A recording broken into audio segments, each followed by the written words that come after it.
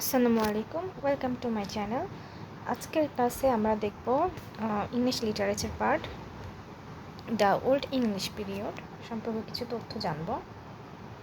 এখানে আমি নিজের মতো করে নোটস বানিয়েছি, যেটা আপনাদের সাথে শেয়ার করছি, এবং আশা করি এখান থেকে কোশ্চেন কমন পড়বে। তো দ্য ওল্ড ইংলিশ পিরিয়ড শুরু হয়েছিল 450 থেকে 1066 খ্রিস্টাব্দে, আর এই পিরিয়ডকে অ্যাংলো স্যাক্সন পিরিয়ড বলা হয়।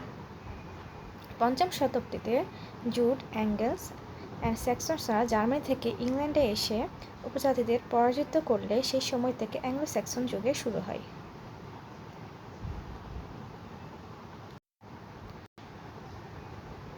আলফ্রেড দ্য গ্রেট 871 থেকে 901 সাল পর্যন্ত শিক্ষা ও সাহিত্যে বিদ্যুৎসাহী ছিলেন, এবং তিনি অ্যাংলো স্যাক্সন ক্রনিকাল সংরক্ষণে অগ্রণী ভূমিকা পালন করেন।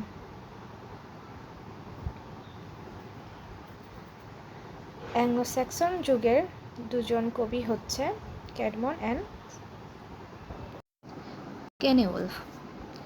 Anglo-Saxon poetry was influenced by Christianity. Anglo-Saxon people were mainly warriors, hunters, and travelers.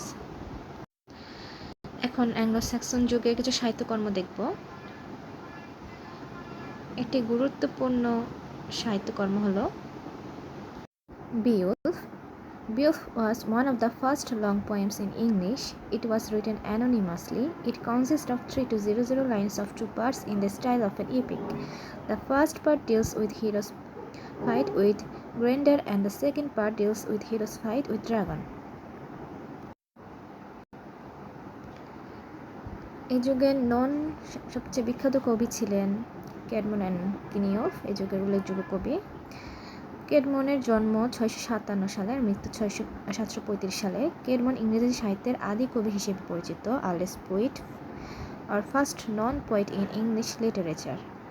তাকে father of English sacred song বলা হয়। ক্যাডমন যা কিছু রচনা করেছেন তা অ্যাংলো স্যাক্সন ভাষাতে রচনা করেছেন, এবং তাকে অ্যাংলো স্যাক্সন যুগের মিল্টন বলা হয়। তার রচিত কাব্য হল hymn of Caedmon and paraphrase. এবার আমরা সেন্ট ভেনারেবল বেদে সম্পর্কে জানব। He is called the father of English learning and he is also known as first history in English language. He has written the ecclesiastical history of the English. এটি ইংরেজদের ধর্মীয় ইতিহাস, আর এই কারণে তিনি doctor of church উপাধি পেয়েছিলেন।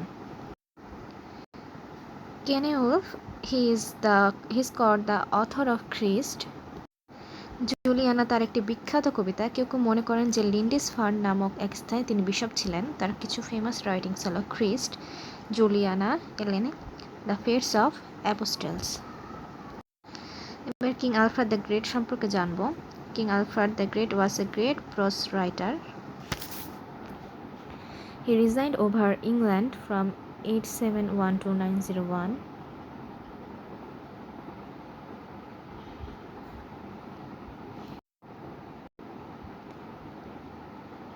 He rearranged education, supervised the completion of the Anglo-Saxon Chronicle.